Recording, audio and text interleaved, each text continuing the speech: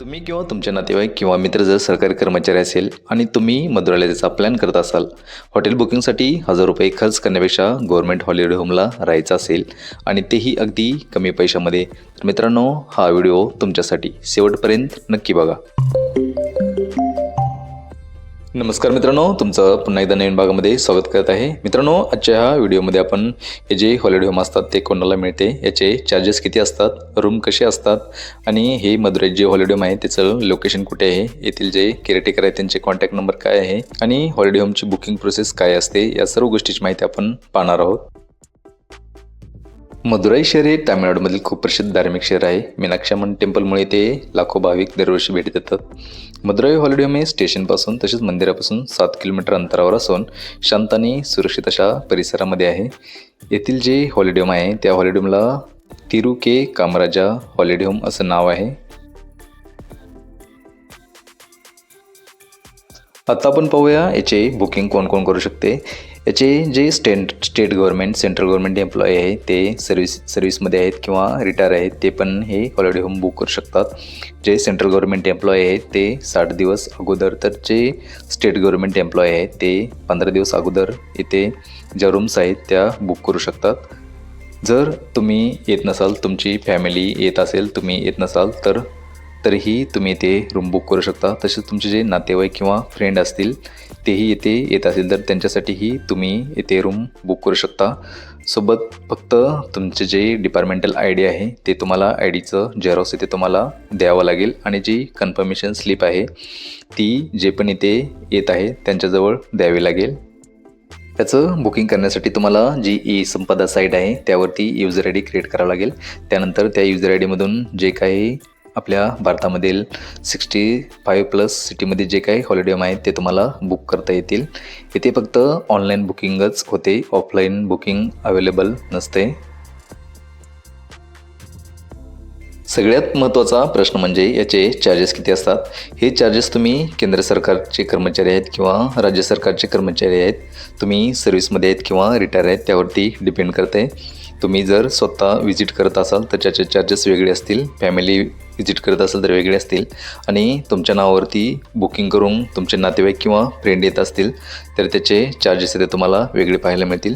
तुम्ही जर स्वतः येत असाल आणि तुम्ही जर सेंट्रल गव्हर्नमेंट एम्प्लॉय असाल तर तुम्हाला ₹180 मध्ये ते 2 बेडेड AC रूम मिळेल आणि त्याच ठिकाणी जर तुमचे नातेवाईक वगैरे येत असेल तर तुम्हाला ₹480 मध्ये तुम्हाला रूम मिळून जाईल. अप्रॉक्सली साधारणपणे तुम्हाला 180 ते ₹600 पर्यंत तुम्हाला इथे 2 बेडेड AC रूम आहे ती मिळून जाईल.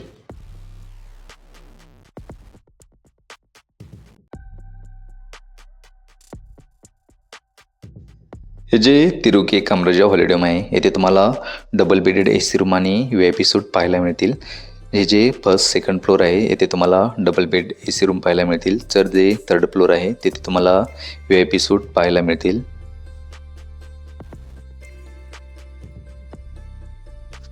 येथे खालती आणि वरती जाण्यासाठी तुम्हाला स्टेअरकेस पण अवेलेबल आहेत आणि लिफ्ट पण अवेलेबल आहे, त्याचा वापर तुम्ही करू शकता. इथेच जे ग्राउंड फ्लोअर आहे तिथे डायनिंग पण आहे. येथे तुम्ही ब्रेकफास्ट तसेच जे डिनर आहे ते पण तुम्ही घेऊ शकता. एकदम स्वादिष्ट असे जेवण तुम्हाला इथे मिळेल.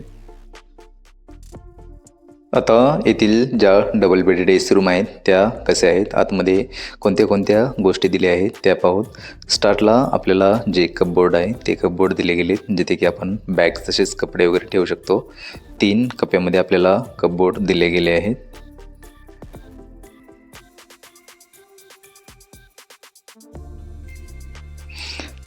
त्यानंतर आपणाला जो ड्रेसिंग टेबल वगैरे आहे ते पण इथे दिले गेले आहे. तसेच इथे TV आणि जो टिपॉय वगैरे आहे तो पण दिला गेला आहे. साईडला AC आहे, तसेच 2 फॅन वगैरे दिले गेले आहेत.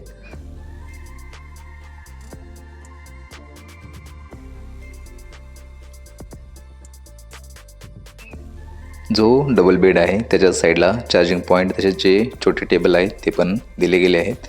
येथे स्वच्छ आणि स्पेसेस अशा रूम आहेत. अटॅच बाथरूम आहे. ड्रिंकिंग वॉटर तुम्हाला खालती जे डायनिंग रूम आहे तिकडे भेटेल. इकडे तुम्हाला जी गॅलरी आहे ती पण पाहायला मिळेल.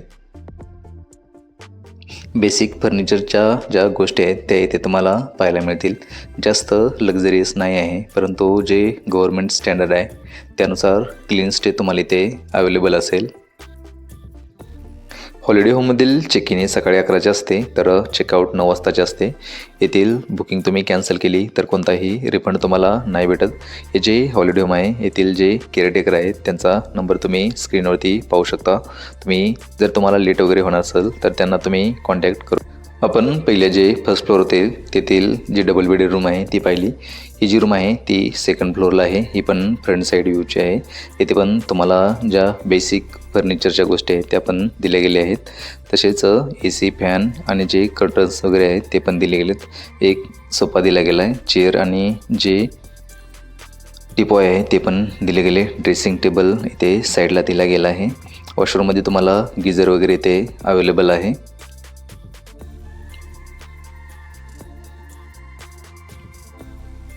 तसेच जे रूम आहे त्या रूमच्या बाहेर कपडे वगैरे वाळत घालण्यासाठी तुम्हाला जे कपड्याचे हँगर वगैरे आहेत ते पण दिले गेले आहेत.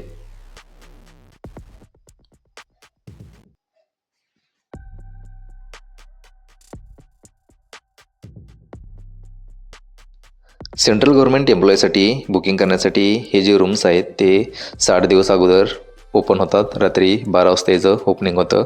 तुम्ही रात्री 12 वाजता पण हे रूम बुक करू शकता.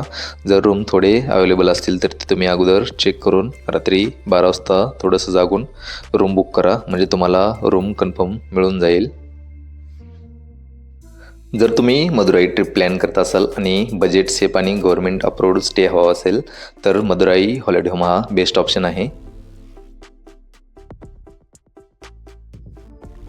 तर मित्रांनो, आजच्या या भागामध्ये आपण येथेच थांबतोय. लवकरच भेटूया नवीन ठिकाणी नवीन भागामध्ये. धन्यवाद.